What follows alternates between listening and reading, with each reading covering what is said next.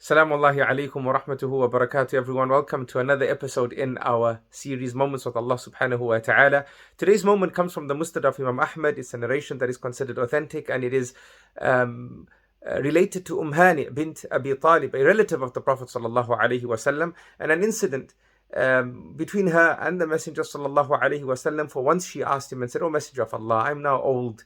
Give me an act of worship to do whilst I am seated. Something that doesn't require much exertion from me given my age and my circumstances." So he said to her, subhanallah, may Allah bless her for asking this question and for us getting this lesson. He said to her, sallallahu alaihi wasallam, say subhanallah 100 times, and Allah subhanahu wa ta'ala will reward you the rewards of freeing 100 slaves from the children of Ismail alayhi salam.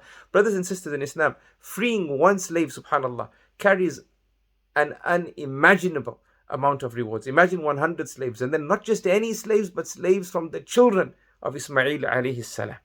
Then he said, say Alhamdulillah 100 times, and Allah subhanahu wa ta'ala will reward you the rewards of saddling up with reins 100 animals ready to go out in the path of Allah subhanahu wa ta'ala.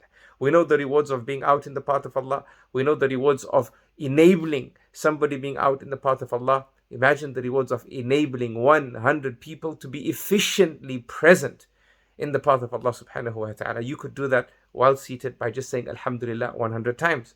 Then he said, say Allahu Akbar, 100 times.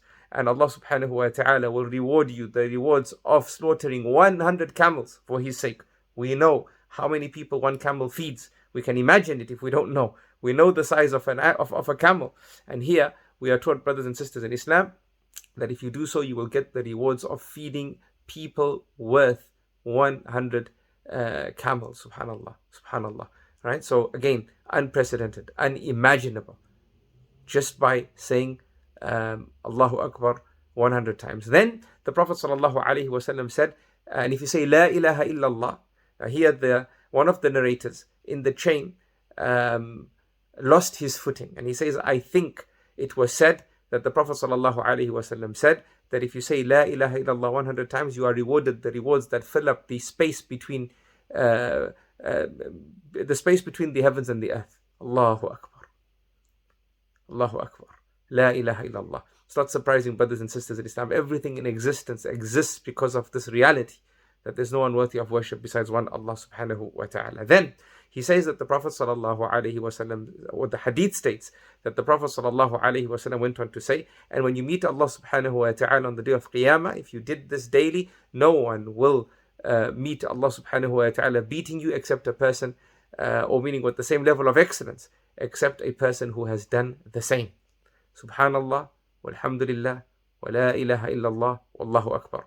Take care of these adhkar, especially during these blessed nights. And no doubt, during the rest of the year, don't waste your time humming a jingle. Life is too short to make it shorter by wasting moments like this with Allah subhanahu wa ta'ala. I love you all for the sake of Allah. Until next time, Assalamu alaikum wa rahmatuhu wa barakatuh.